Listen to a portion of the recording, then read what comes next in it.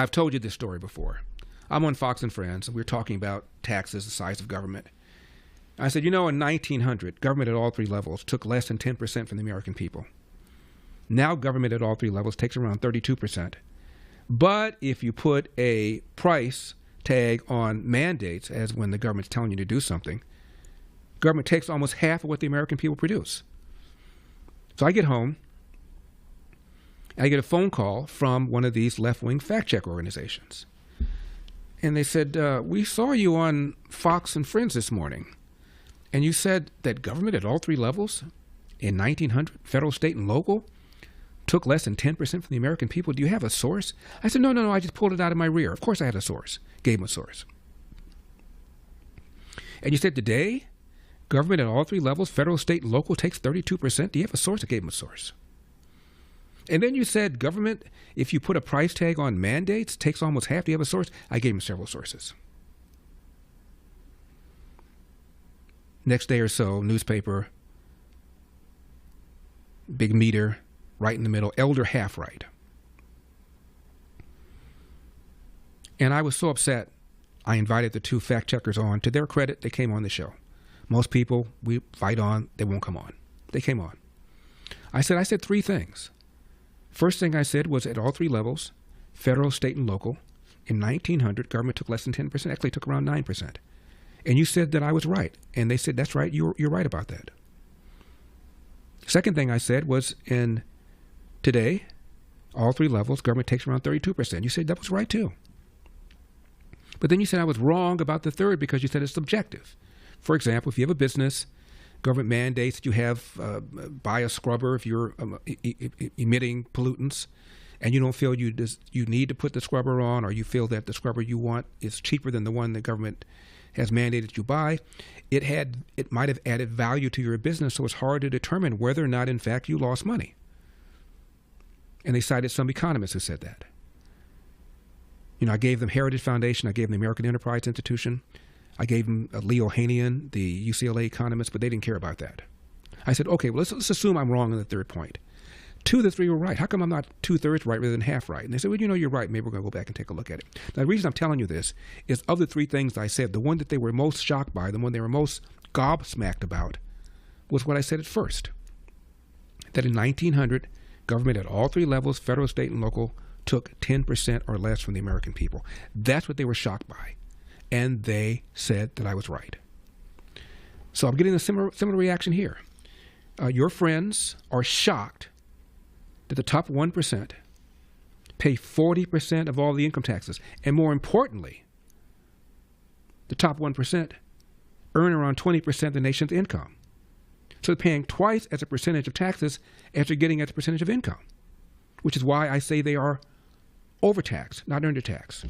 But to get back to your question, can you give me an unbiased source of this information that even leftists cannot deny? First, Wall Street Journal. Headline, what the top 1% really pays the IRS. This is November 2024.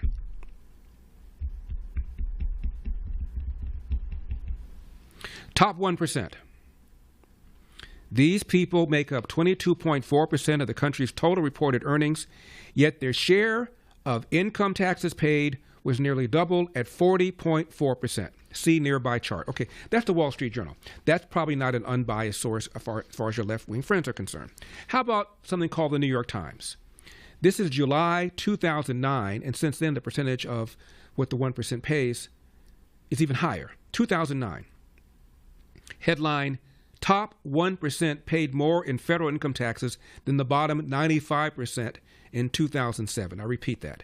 Top 1% paid more in federal income taxes than the bottom 95% 2007. First paragraph, quote, this is by Catherine Rampell, R-A-M like Mary, P-E-L-L. Quote, the top 1% of taxpayers paid 40.42% of total federal income taxes in 2007, according to the most recent data from the IRS. Okay, that's the New York Times. Let's go to usafacts.org. That's a nonprofit, nonpartisan organization that was set up by Steve Ballmer. Steve Ballmer is the former co-owner of Microsoft. He's the one that owns the LA Clippers.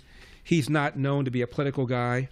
probably an independent, might lean right, but I don't think people really even know. Who pays the most income tax? June 25, 2025. Big graph. The top 1% of earners pay 40% of income taxes.